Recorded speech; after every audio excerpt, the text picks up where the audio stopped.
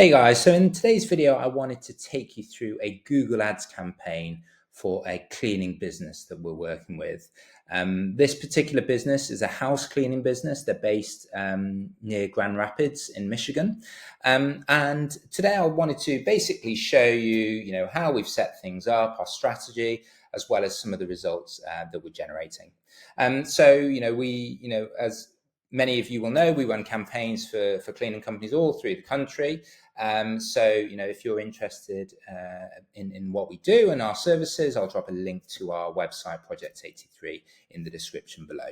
So let's jump straight into it then. So as you can see here, when the Google Ads account, we just pulled out the last 30 days, and these are some of the top level stats, KPIs that we're seeing. So this client we're working with was working to $1,000 a month budget.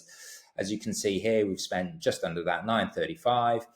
We've had 83 clicks for that spend. So I'll jump into what searches, what keywords and search terms we've been targeting.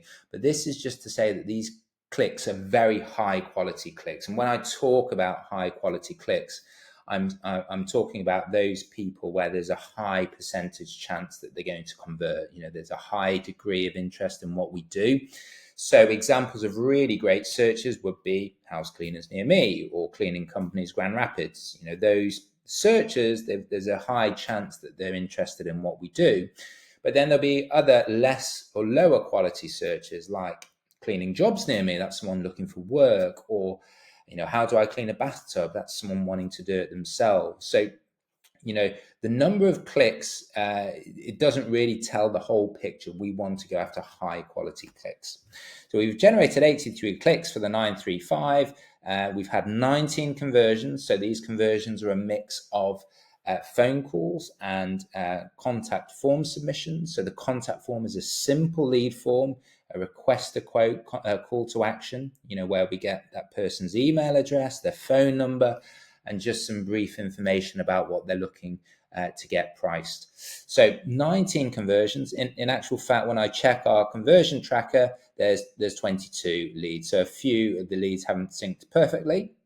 But on those 19, it means that we're getting a 22% conversion rate. And 19 divided by 83 gets us to that 22% level. And this conversion rate is also an important number for you guys to be aware of, because a high conversion rate shows that we are getting in front of the right type of traffic. A high percentage of those people are interested in what we do. Usually I'm aiming to get a 20% or higher conversion rate. If you guys are in the 10% or 5% or even lower, it probably means you have a keyword problem. You're not getting in front of the right traffic. That traffic doesn't have a high interest in what you offer, which is why you're getting a low conversion rate, which is why you're getting not many calls and quote requests off this. So keep an eye on this conversion rate. It's really, really important. Let's jump into a couple of parts of the account. So really, the first place that you want to jump to is to the keywords level.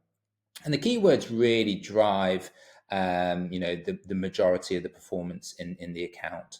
So if we click on here and then go to ad groups and then keywords, here there's a lot of data here. I wouldn't get too overwhelmed by all the data, but the key column is this keywords column down here. And you basically, when you're running a house cleaning campaign, you want to get all the different variations of house cleaning as your selected keywords. If you've been in the industry for a while, you'll probably know all this off the top of your head, but house cleaning services near me, maid service, housekeeping, maid, residential cleaning. Those are the types of keywords that you want to put in, and you want to include all of those in your keyword list. The other thing to say is that you also want to be aware of what match types are. So match types refer to basically the degree of variation of our keyword that we're happy for Google to show our ads. So there are broadly three main match types. You can see there's broad, phrase, and exact.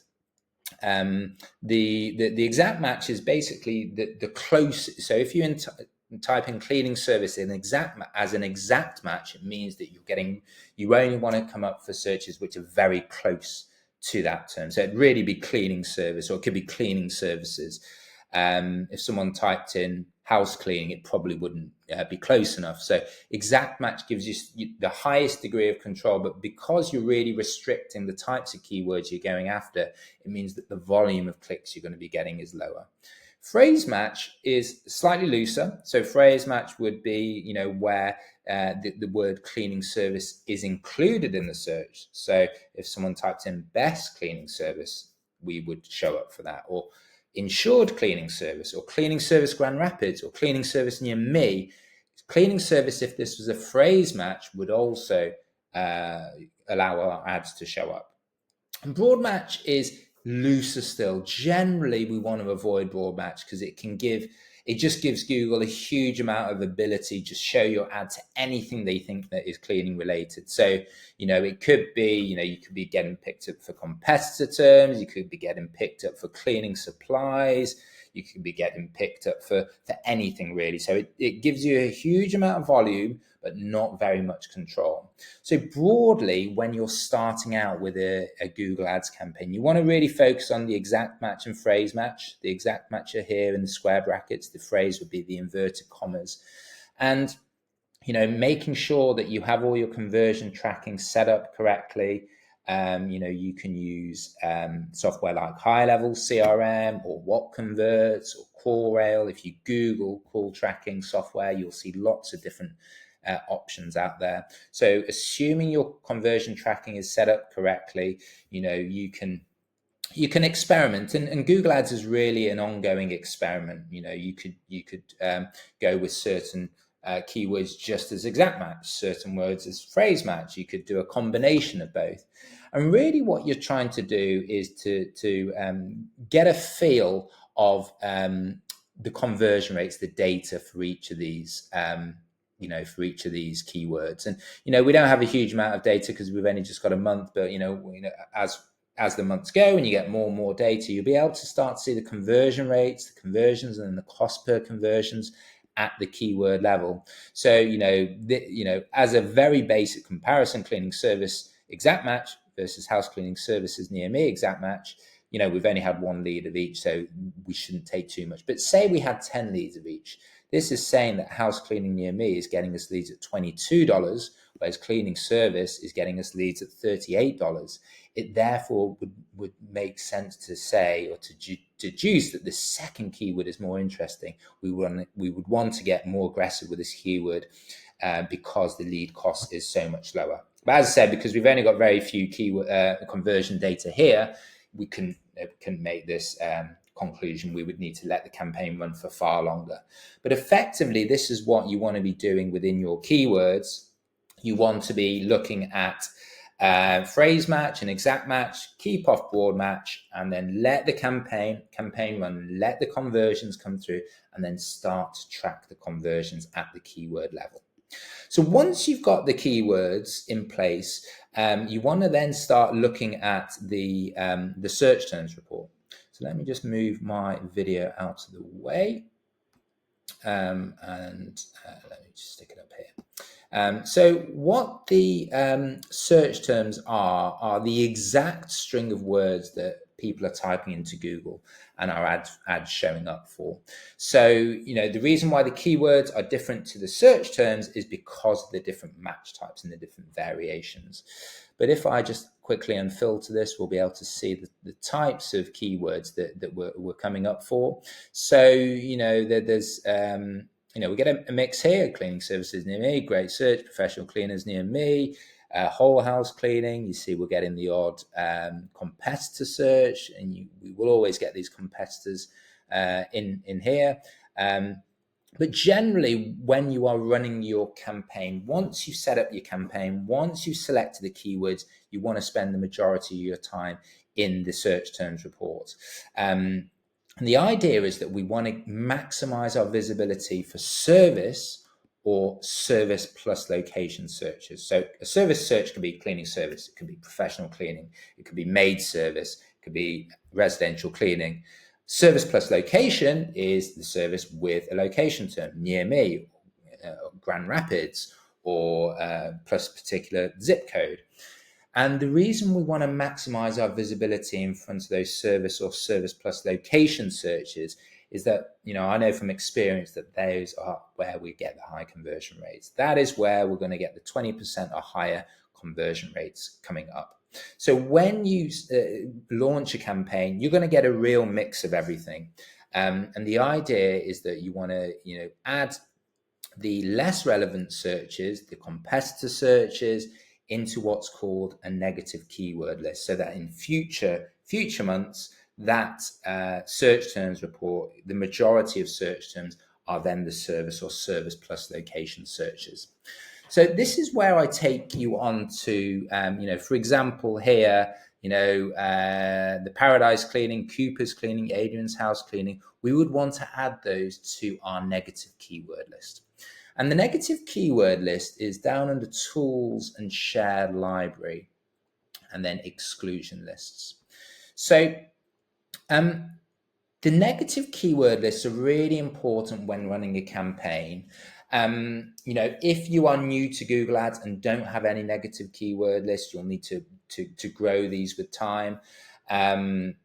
And what the negative keyword lists do is that it prevents your ad showing up for the same searches in the future. So if someone typed in, say, the Cooper's cleaning service that we saw in the search terms report, if we add the words Cooper's into the negatives list, it means that if someone searches for Cooper's cleaning in the future, our ads don't show.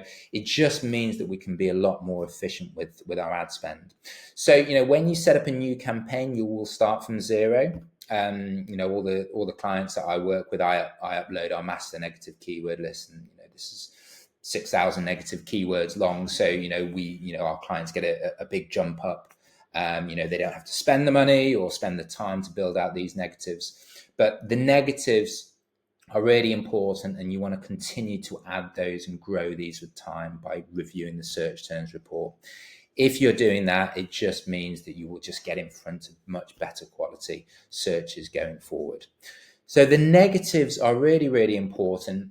And generally, if you can get your primary keywords right, if you get your negatives right, and when you're reviewing your search terms report, 90% or more of those search terms are in the money, that is when you're going to be hitting this 22%. So at that stage, you will then know that your campaign is running well. After you get to the 22%, it then becomes a case of just iterating, testing, A/B testing everything in your account. As I said, you want to be adding more keywords, looking at the search terms, identifying those negatives. Maybe you get more aggressive with one particular keyword, or decide to pause another keyword. There are lots of different other things you can do. You can look at different bid strategies. You can run with what's called a max click strategy or a max conversion strategy. I won't go into the details of that today, but if you Google that, you can see there are lots of different ways to bid on these keywords. You can look at your conversion data on across the week. So you might find Mondays and Tuesdays convert better than Wednesdays and Thursdays, and you can do different things within your account to get more aggressive in those parts of your account that are getting you the best results. So I hope you've enjoyed the video. In this next video, I'll take you through another case study, another client that we work with. We work with well over 50 clients across the country. And this next case study video will give you a different angle. I'll cover some different things, but by watching that as well as this video today, it will just increase your knowledge of how the platform works, and ultimately how it will allow you to get those better results. So I'll see you on the next one.